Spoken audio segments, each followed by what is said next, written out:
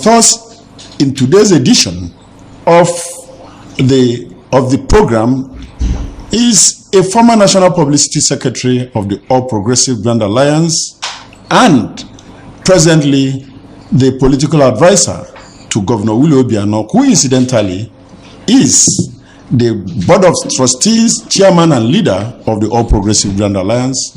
Welcome to Face the Press, Barrister Ifeatu Obi-Okoye. Thank you so much. Yeah.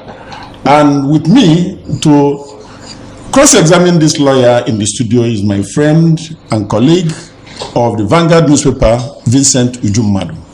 Thank you. Already I've introduced you, Barrister Obi-Okoye.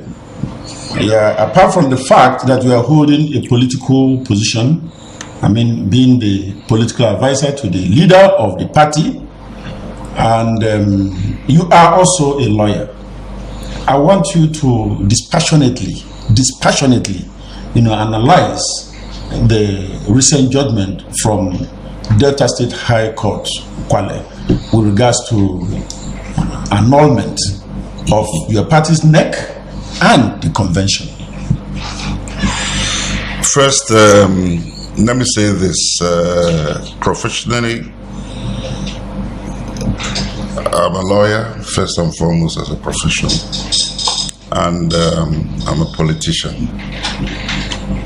One thing I've tried to do is to always draw the line between my professional calling as a lawyer and my vocation, as it were, as a politician.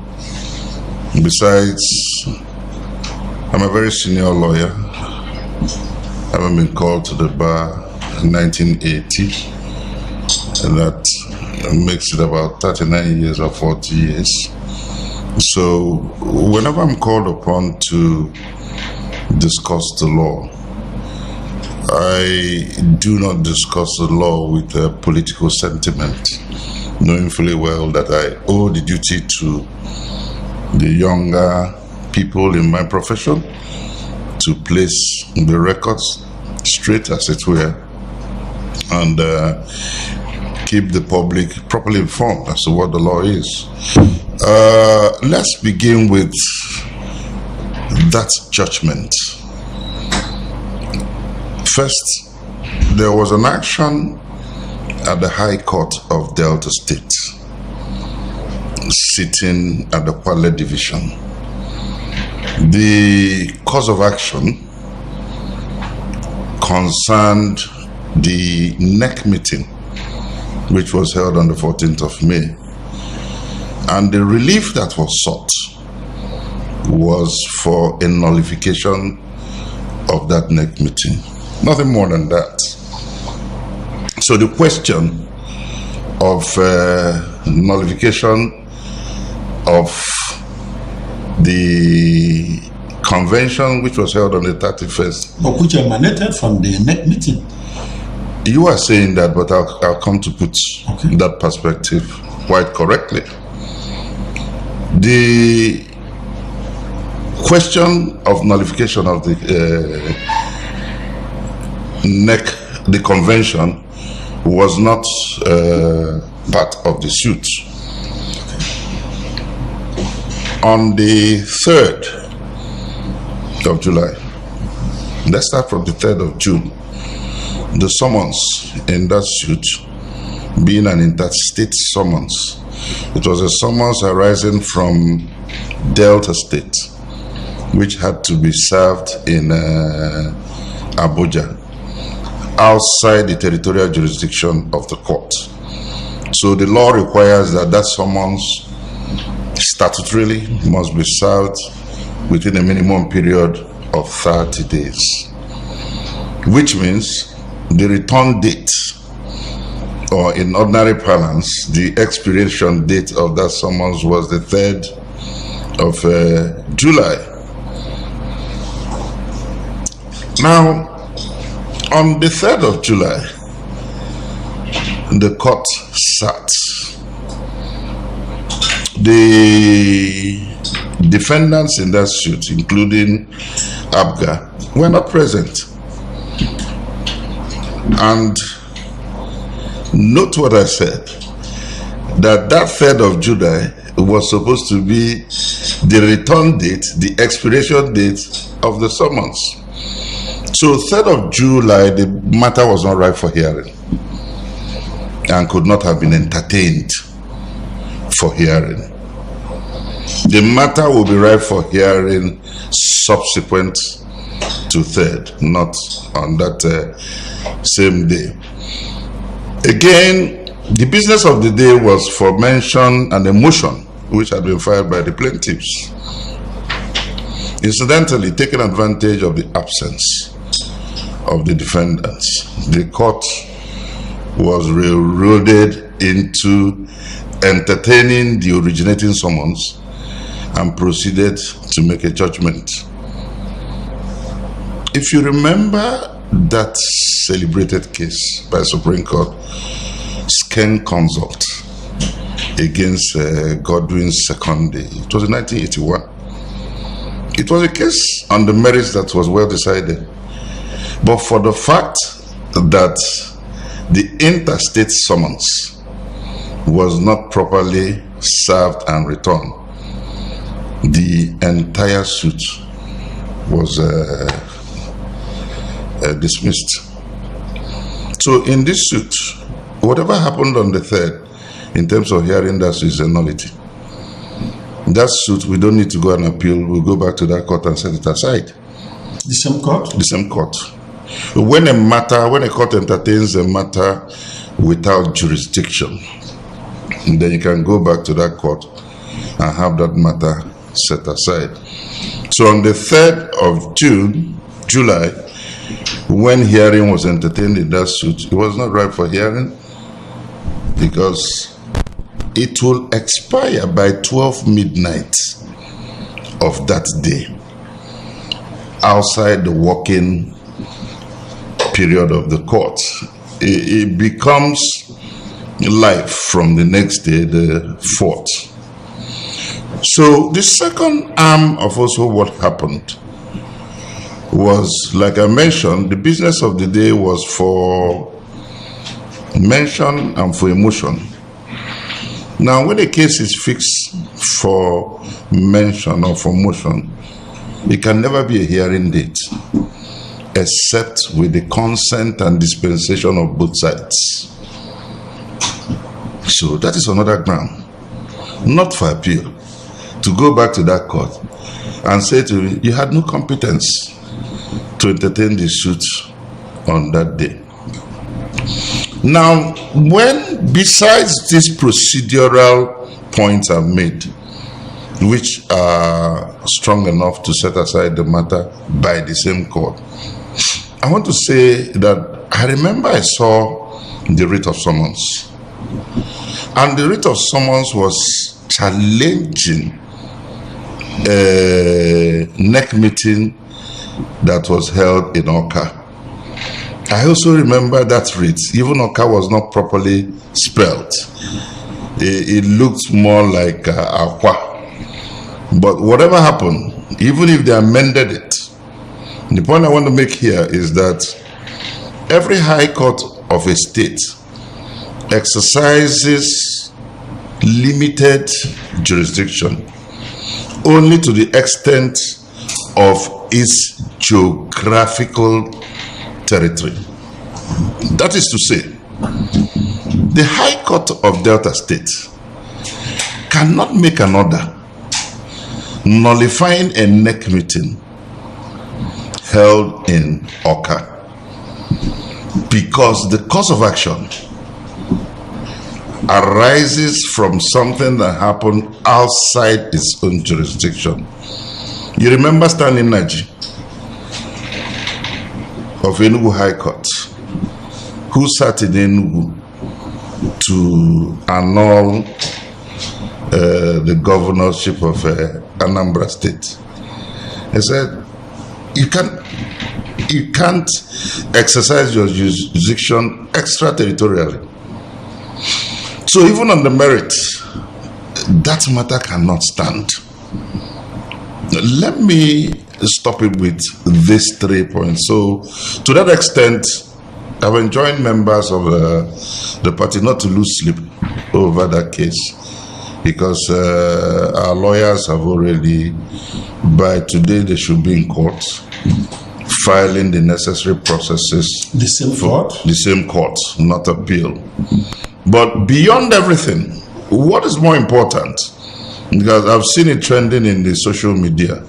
And as a lawyer, even one of the journalists called, like you mentioned, they said they said, as I said, there was nothing like that.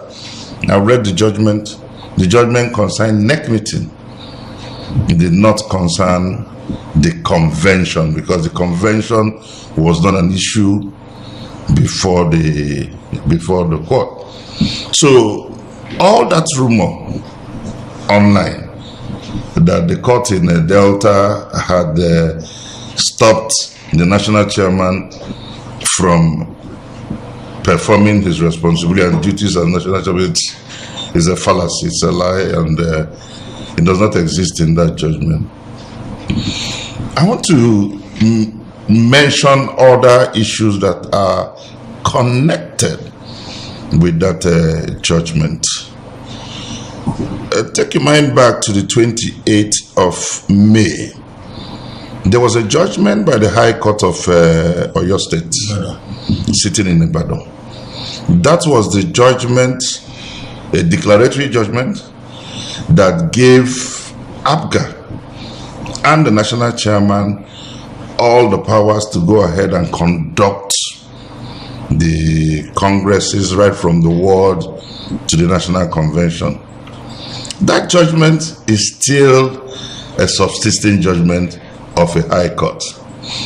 Now, assuming but not conceding that the judgment of the High Court of Delta is also a valid judgment, because I remember Okuta J said in McFoy against ACB, when a judgment of a court or order of a court is made without jurisdiction, you don't even need to go to court to set it aside, because it remains fundamentally a nullity. So, but I said, conceding without not agreeing that it's a valid judgment, it places us with two judgments of two different courts of coordinate jurisdiction. What then applies? You now allow anybody to pick and choose which one to obey. Again, you cannot commit anybody for contempt, because the person was acting lawfully in obedience to the subsisting order of a high court.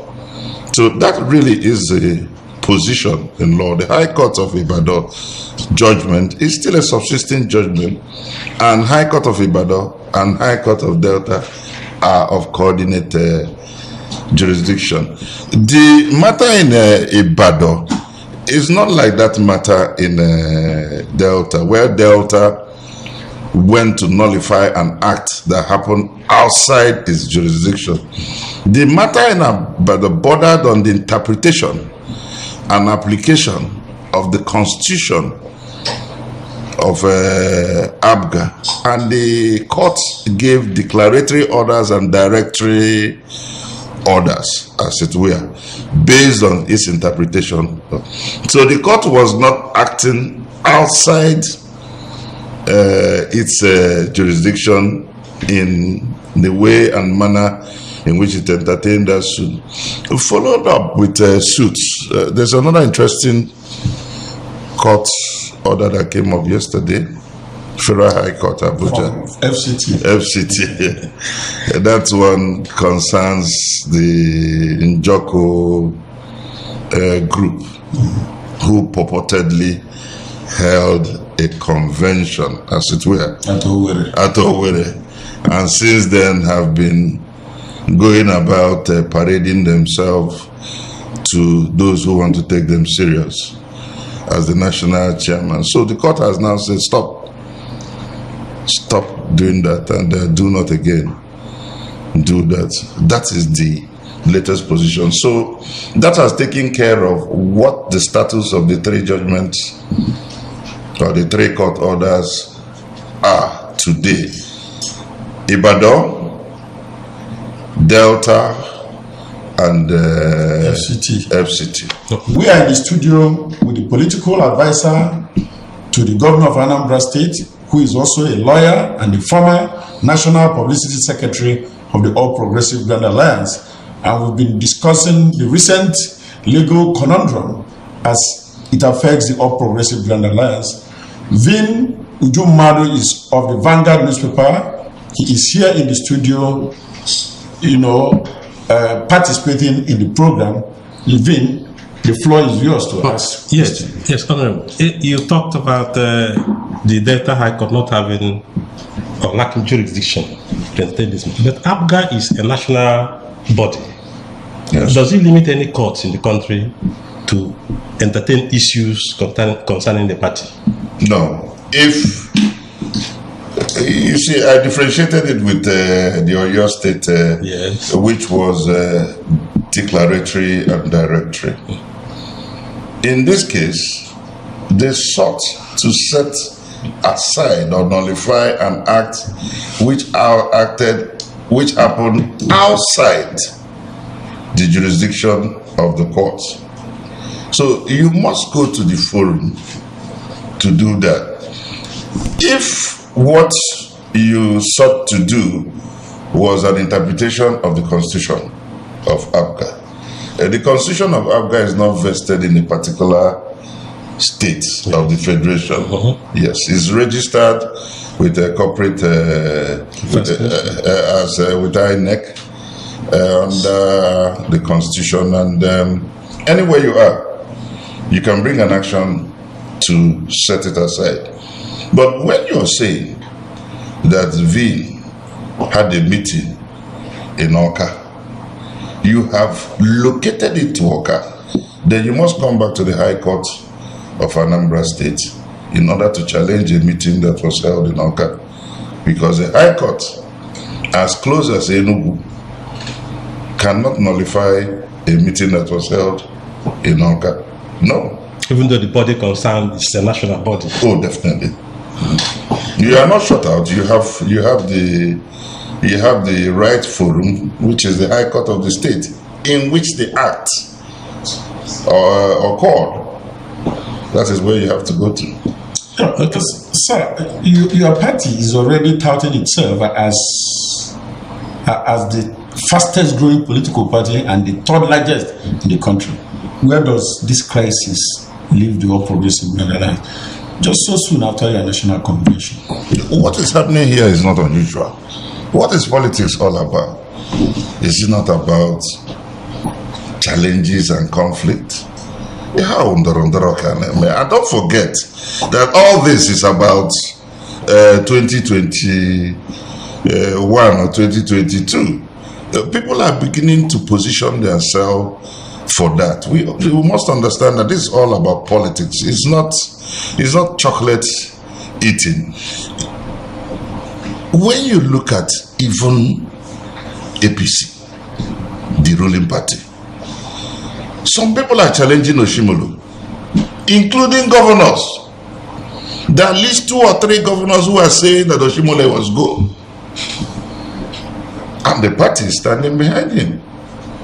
The leadership of the party is standing behind him. So that is why he has not left. What is happening is not strange in politics. PDP had their own lot. And one other thing that emanated from the PDP crisis was what the Supreme Court said in the final judgment. Whenever a party has held a convention, the decision reached in the convention becomes binding on that party. The convention of a party and the decision taken in a convention are in the same pedestal as the constitution of the party. It is only in a convention that you can go outside your constitution and of course amend your constitution to meet the circumstances upon which a decision. So, on the 31st, a convention of this party has been held, properly held, monitored under the law by the relevant agencies. Every decision, including the election of the national officers, remains binding on anybody that calls himself a member of the party. Whether you like Oye or whether you don't like him, whether you like Laboran, the national secretary, or you don't like, or any other officer, we've had a convention and it remains binding. The constitution also provides the procedure for removal of national officers. And any other thing other than going through that procedure, it's all like making noise and disturbing the polity. People must understand that a constitution or a political party is guided by a constitution. And at all times, it is the constitution that determines and regulates our conduct. Yeah. The moderator wanted to know the way forward for APGA. The issue now is, I recall that here in this studio, Yes. soon after the primaries, you said efforts were being made to reconcile all the aggrieved parties. Yes. Now, those aggrieved persons are the ones who seem to be behind what is happening now. They went to the media and were talking of certain amounts of money that were collected from them and all that. Does it mean that the reconciliation efforts did not work out? I'll tell you that I remember I also said that we will make every reasonable effort to reconcile with the aggrieved parties. That does not mean that you can afford to reconcile with everybody. Some people may not agree. The current chairman of Orumba North, Ikweto, was one of the aggrieved parties. For him to be chairman today means that he's definitely reconciled. The current chairman of Anambra East, Barrister Nweke, was also part of. I know this because I was the secretary of the committee, and they all appeared before us. The current chairman of Ekusigo local government was also one of them. The big ones outside the state, for instance. Now, the ones outside the state we probably cannot give appointment within the state. But one thing is clear. We've reached out. Remember that even Ambassador Bianco, in a very high-powered delegation, went to her house. So, if after such visitation, the person persists in a certain line of action, in all your conscience, you say, I've tried my best. We may not give up, but we've tried your best. But the party must move on, irrespective of them. This party maybe started with about 10, 15, or 20 people. But today, the population of APGA, at least going by the presidential election, is far above 300,000. Is far above 10 million. So we must begin to look at this part. Does it not occur to you that all these unfolding issues are because of the next governorship election? Some of them are coming from within the party. Oh, yes. Some of them from outside the party. In fact, most of them. I don't know whether you are aware of this and how you are handling the issue. Yes. Because we'll be thinking of, or be talking of members of APGA fighting each other. But those behind the problems are from outside the party. That is so. How are you handling it?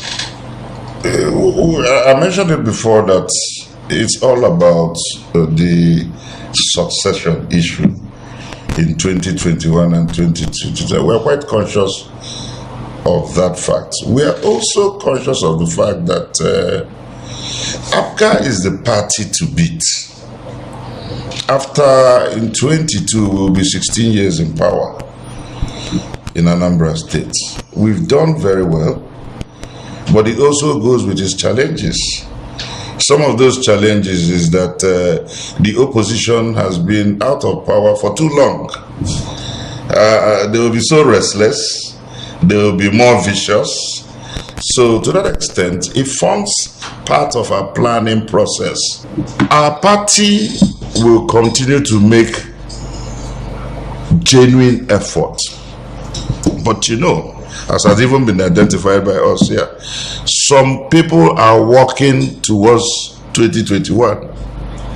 So no matter what efforts you do to reconcile, they have a mindset. Somehow in the payroll of the opposition. So whatever efforts you do, what you keep looking at, what effort is the leadership of the party doing towards reconciliation? It's not about the number of people who have been reconciled. Let me say this very clearly, and I've said it before. Quite a number of people jumped into this election and politics thing without knowing the backlash effect. People have gone for primaries, people have sold their property. But if you are a true politician, you always have that spirit of gambling in you. A lot of them do not have that spirit of gambling. They think that you go and sell one property, you come in and they give you nomination. We must develop a reconciliation spirit with the party if you must grow. Some lost out 4 years ago. Today, they are special advisors and commissioners. So I will encourage every member of the party to remain faithful with the party.